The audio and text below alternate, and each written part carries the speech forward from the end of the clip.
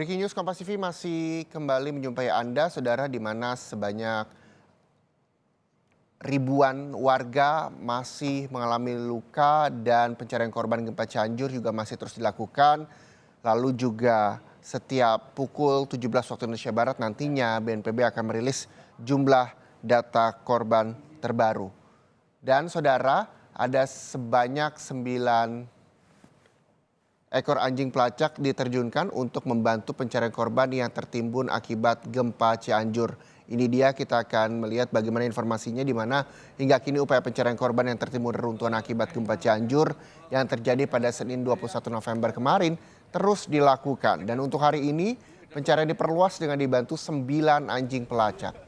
Titik pencarian difokuskan di Desa Cijedil dan wilayah Tapal Kuda. Sebelumnya tim SAR telah menemukan titik korban yang tertimbun.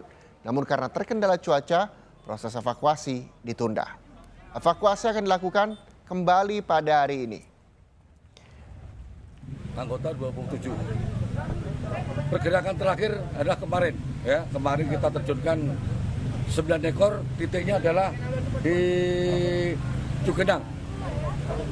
Ada namanya rumah makan Sate Sinta. Nah, di bawahnya banyak korban yang tertimbun. Kemarin mendapatkan 1 titik korban. Karena cuaca tidak mendukung, evakuasi tunda. Hari ini akan dievakuasi korban tersebut. Kemudian titik perluasannya di mana saja kemarin pada hari ini? Titik hari ini adalah Kampung Cijedil, Tapal Kuda itu kita terjunkan 4 ekor di sana, 5 ekor backup untuk daerah Cugenang.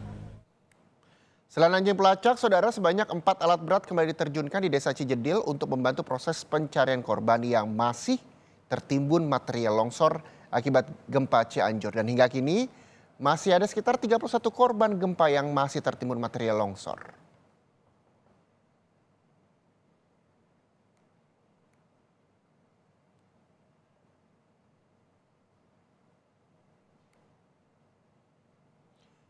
Dan untuk mengetahui proses pencarian korban yang tertimbun longsor akibat gempa Cianjur, kita bergabung dengan jurnalis Kompas TV, ada Cindy Permadi di sana. Cindy, selamat siang. Cindy, seperti apa proses pencarian korban yang tertimbun akibat gempa Cianjur hingga sore hari ini? Ya Reza, tentu masih dilakukan, apalagi tadi pagi Presiden Joko Widodo kemudian jajaran Menteri Kepala BNPB juga sudah meninjau ini. Ini memang sesuai dengan apa yang jadi instruksi Presiden Joko Widodo, yaitu fokus pada penanganan korban dan juga pencarian korban yang masih dilaporkan hilang atau masih dilaporkan tertimbun. Masih ada 31 orang dan akan ditunjukkan untuk kondisi terkini di area Desa Cijedil, Kecamatan Cugenang, Cianjur, Jawa Barat oleh juru kamera Kompas TV Aufa Farid.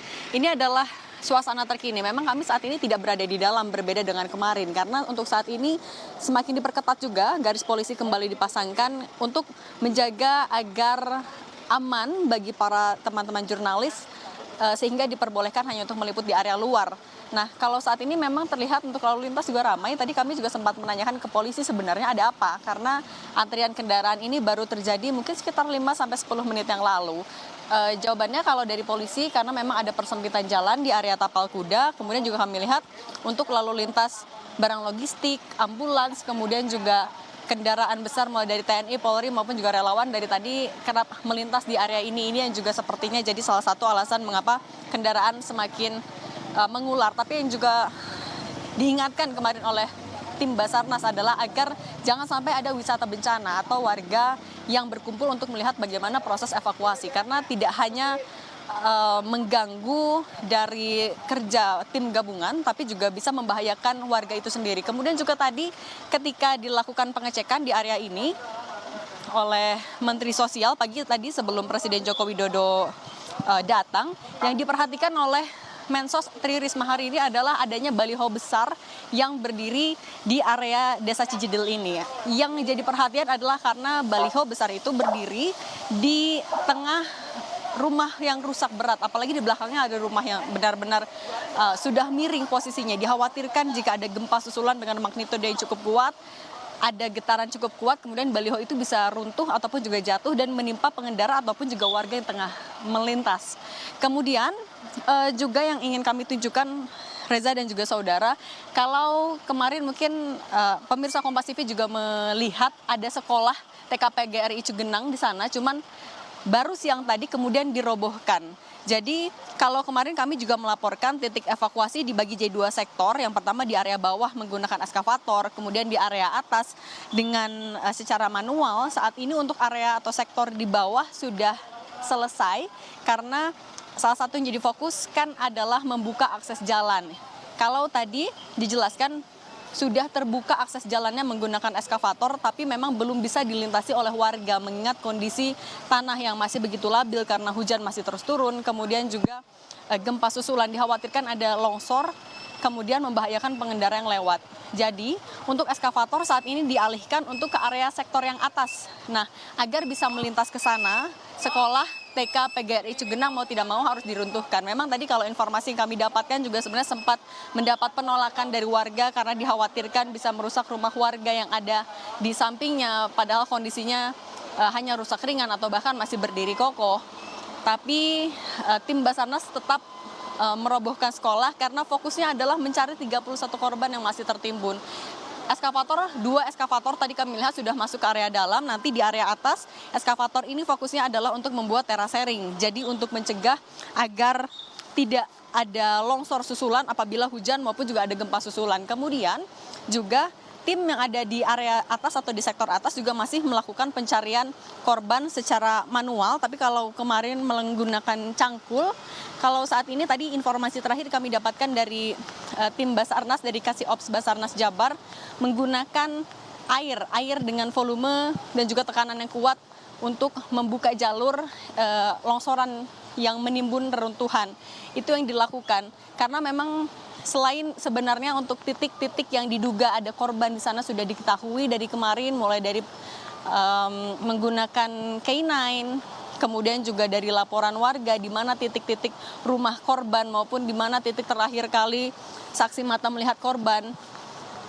Sudah ada kabar baik ataupun juga tanda-tanda yang semakin menguatkan korban bisa ditemukan hari ini. Tapi ya lagi-lagi Reza dan juga saudara, cuaca saat ini hujan. Tadi sebenarnya dari pagi tadi sampai siang udara cerah sekali, tapi sekitar pukul 12 mulai turun hujan dan sampai saat ini hujan pun masih turun mulai dari intensitas ringan sampai juga sedang. Ini yang juga sebenarnya pasti cukup membahayakan apabila terus dilakukan. Ini yang akan di-assessment selalu oleh tim gabungan apakah aman untuk melakukan pencarian di tengah kondisi hujan dan juga kondisi tanah yang pastinya akan semakin labil maupun juga gembur, Reza. Iya, selain cuaca yang tidak menentu di sana, lalu juga kontur tanah yang gembur, kendala apa lagi yang memang ditemukan oleh petugas dalam melakukan evakuasi pencarian korban gempa Cianjur ini? Cindy. Ya, Reza, tadi juga sempat ada paket yang ditayangkan bahwa untuk area longsor sebenarnya tidak hanya di titik ini, tapi di area atas, di area Tapal Kuda dan juga Warung Sate Sinta, di situ juga jadi salah satu titik longsor sebenarnya dan menyatu. Area longsoran itu menyatu sehingga dikhawatirkan ada longsoran yang cukup besar dan membahayakan tidak hanya tim tapi juga warga di sekitar, Reza. Terima kasih. Cindy Permadi melaporkan langsung dari Desa Cijedil, Cianjur, Jawa Barat. Selamat kembali bertugas.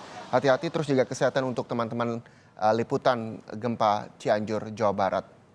Dan saudara, dapat saya informasikan bahwa ada sekitar 271 orang yang meninggal dunia. Ini data dari BNPB hari Rabu sore kemarin. Lalu ada ribuan orang yang juga masih terluka. Di Desa Cijedil ada 31 warga yang masih hilang dan masih terus dicari. Proses evakuasi juga masih dilakukan. Dan tentunya ini juga menjadi PR buat semua pihak untuk terus melakukan pencarian korban gempa Cianjur. Dan saudara, bantuan bagi korban gempa di desa yang masih terisolasi dikirim menggunakan helikopter. Mulai dari makanan siap saji, makanan bayi, hingga terpal dikirim ke kampung-kampung di Cianjur, Jawa Barat yang terdampak gempa.